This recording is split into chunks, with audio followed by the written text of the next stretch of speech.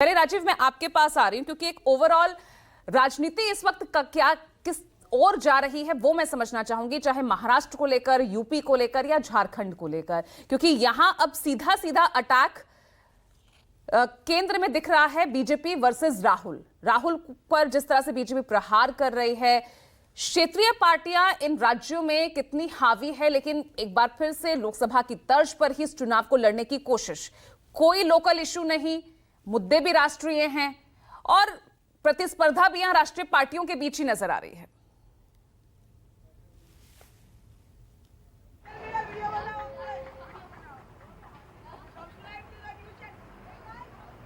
आमतौर पर जो इलेक्शन रैलीज होती हैं, जो बयान होते हैं, हम राहुल गांधी, प्रधानमंत्री, गृह मंत्री, कांग्रेस के अध्यक्ष, इनके इर्द गिर्द हम ज़्यादा देखते हैं। लेकिन दरअसल महाराष्ट्र का चुनाव इस तरह के राष्ट्रीय मुद्दों पर या ये राष्ट्रीय नेताओं की जनसभाओं पर बहुत हद तक दिखाई नहीं दे रहा है। मूल बात यहाँ पर क्षेत्रीय राजनीतिक दल ही है और मूल बात यहाँ पर जो स्थानीय उम्मीदवारी है वही है, और यही बात है कि राष्ट्रीय दलों के नेताओं की ज़्यादा नींद भी गायब हुई है। जैसे देखिए, मैं विदर्भ के इलाके में हूँ, ये नागपुर इसका मुख्यालय समझ लीजिए, विदर्भ का सबसे बड़ा जो शहर है या केंद्र है वो नागपुर है। 62 विधानसभा सीटें पिछली बार 62 विधानसभा सीटें विदर्भ में आती हैं, उसमें 42 विधानसभा सीटें 2019 में भारतीय जनता पार्टी ने जीत ली थी, सबको चौंकाते हुए। उसी विदर्भ में 2024 के लोकसभा चुनाव में भारतीय जनता पार्टी को एक लोकसभा सीट जीतने के लिए काफ़ी मशक्कत करनी पड़ी, वो नितिन गडकरी जीते, बाकी जगहों पर बीजेपी को हार मिली। और अगर उनको उन वोटों को विधानसभा चुनाव में परिवर्तित कर दिया जाए तो अब 35 सीटों पर महाराष्ट्र विकास आघाड़ी को बढ़त मिलती है उस आंकड़े के हिसाब से। हालांकि लोकसभा और विधानसभा के चुनाव अलग अलग तरीके से होते हैं। जो एक बात देखने में ये भी आती है कि 2024 के लोकसभा चुनाव में जो सहानुभूति उद्धव ठाकरे के लिए थी या जो सहानुभूति शरद पवार के लिए थी, वो महाराष्ट्र के विधानसभा चुनाव में उसमें कमी आई है। वो सहानुभूति अब उतनी दिखाई नहीं देती।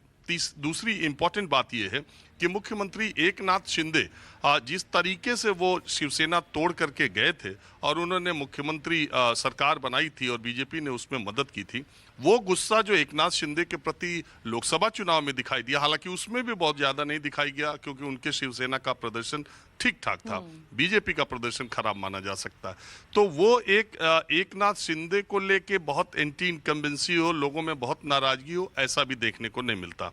अब सारा गणित इसमें फंसा है कि ये मैंने बार बार एक बात आपसे कही कि देखिए, चुनाव में आमतौर पर होता है पक्ष और प्रतिपक्ष या तीसरी शक्ति, तो आप अंदाजा लगाते हैं। आमने सामने की टक्कर में कई बार आकलन आपका गलत भी हो जाता है, क्योंकि जब वोट दोनों तरफ ही जाते हैं, तीसरी शक्तियां गायब हो जाती हैं, तो वो 1-2% का वोट का इधर उधर होता है और कोई एक बाजी मार ले जाता है, जैसा हरियाणा में हुआ। लेकिन यहाँ पर 6 पार्टियां चुनाव लड़ रही हैं। मुझे 2 गठबंधन आमने सामने बहुत कम सीटों पर दिखाई दे रहे हैं, ज़्यादातर 6 पार्टियां चुनाव लड़ रही हैं। कहीं महागठबंधन में कहीं किसी का उम्मीदवार है तो दूसरा कैंडिडेट भी है। बीजेपी ने किसी को महायुति से कोई उतारा है तो कोई बीजेपी का भी कैंडिडेट है और बीजेपी का जो काडर है वो उनके साथ दिखाई देता है। जैसे नागपुर है, ये तो खैर मुख्यमंत्री रहे देवेंद्र फडणवीस का इलाका है और वो अपने विधानसभा क्षेत्र में बहुत मजबूत है। नितिन गडकरी तमाम विरोधी बातों के बावजूद अभी यहाँ से अच्छे खासे वोटों से जीते, जिसमें उनका काम बहुत ज़्यादा इंपॉर्टेंट माना जाता है। लेकिन ग्रामीण इलाकों में वोटरों में शहरी इलाकों में तो बहुत हद तक क्लियरिटी दिखाई देती है, लेकिन ग्रामीण इलाकों में बड़ा कंफ्यूजन वोटर्स में दिखाई दे रहा है कि आखिर में किसको वोट वो करें।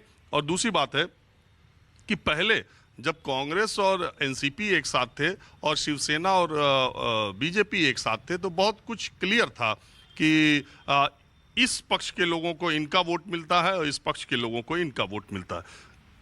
लेकिन अब वो दोनों पार्टियां टूटी हुई हैं और दोनों 2 तरफ गई हुई हैं, एक तरफ है नहीं।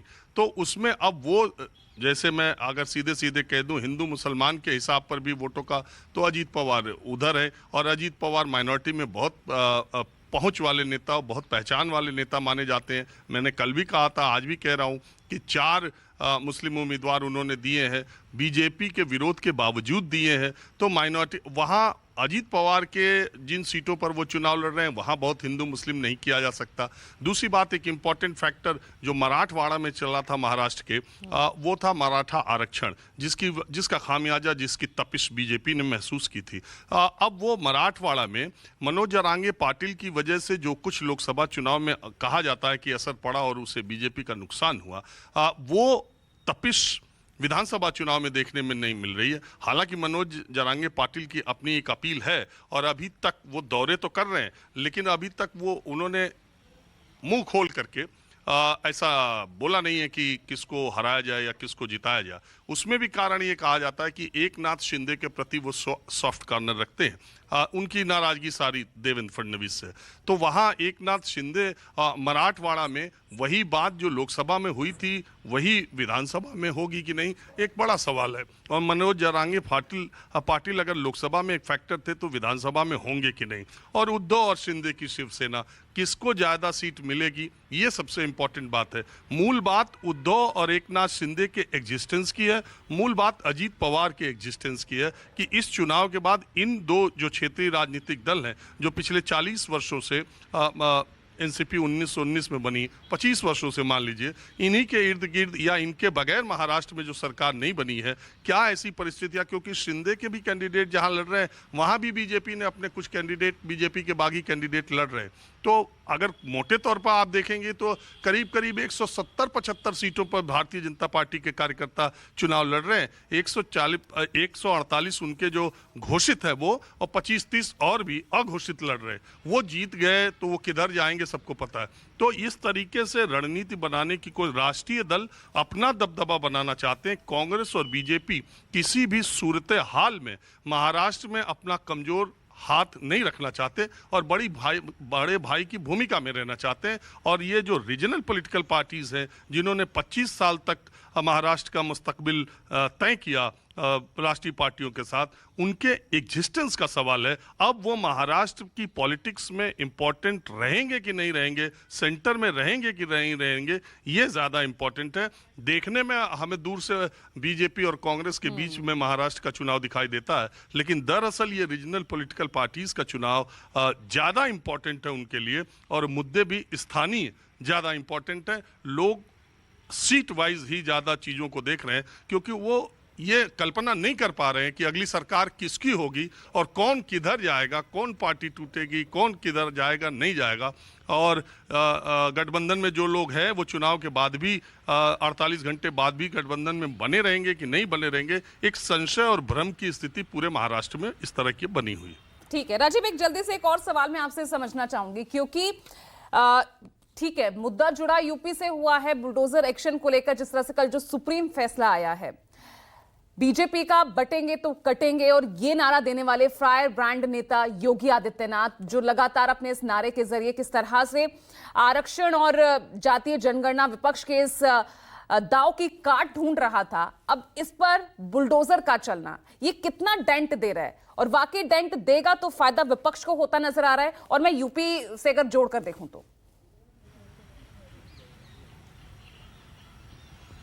देखिए, बटेंगे तो कटेंगे जो नारा है योगी आदित्यनाथ का, वो किस लिए दिया गया, मैंने कई बार बताया कि लोकसभा चुनाव में भारतीय जनता पार्टी की डबल इंजन सरकार होते हुए जिस तरह का झटका उनको लगा और दोनों इंजन आपस में टकराए, या किस वजह से उत्तर प्रदेश के लोकसभा चुनाव में जो गति वहां भारतीय जनता पार्टी की हुई, और उसके बाद योगी आदित्यनाथ के ऊपर उठे सवाल, उत्तर प्रदेश के लोग विधानसभा उपचुनाव उसके जवाब होंगे।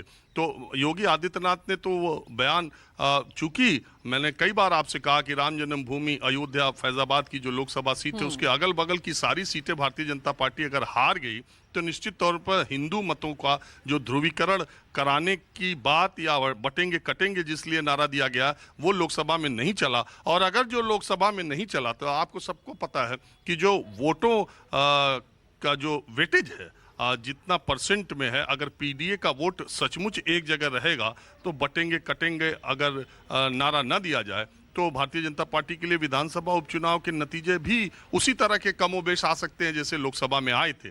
लेकिन अगर हिंदू मतों का ध्रुवीकरण हुआ तो निश्चित तौर पर समाजवादी पार्टी जो प्रमुख विपक्षी पार्टी है वो वहां पर 2-3 सीटों में सिमट सकती है, 9 में। तो ये दोनों तरफ से अपनी अपनी पीडीए को एकजुट करने का अखिलेश यादव फायदा देख चुके हैं, उन्हें नतीजा मिल चुका है, इसीलिए वो उस फार्मूले को अपनाते हैं। और जो बंटने वाली बात है, जो हिंदू मतों का ध्रुवीकरण करना चाहती थी बीजेपी उत्तर प्रदेश में, वो नाकामयाब रही। महाराष्ट्र में आघाड़ी को यहाँ पर इतनी ज्यादा 31 सीटें मिल गई 48 में। तो वो हिंदू, वही बात है धर्म और जाति। 85-15 मैं हमेशा कहता हूँ, 85-15 एक तरह से माइनॉरिटी और मेजॉरिटी, और 85-15 एक तरह से ओबीसी, एससी, एसटी और माइनॉरिटी, और 15% अगड़े। तो ये 85-15 की लड़ाई मुझे लगता है कि जब जब देश में चुनाव होगा तब तब होगी। अब 85-15 में जो अगड़े एससी एसटी के नेता के तौर पर राहुल गांधी अब आरक्षण की 50% की सीमा को तोड़ने की बात कर रहे हैं, तो उनका निशाना भी उसी 85% पर है। ठीक है।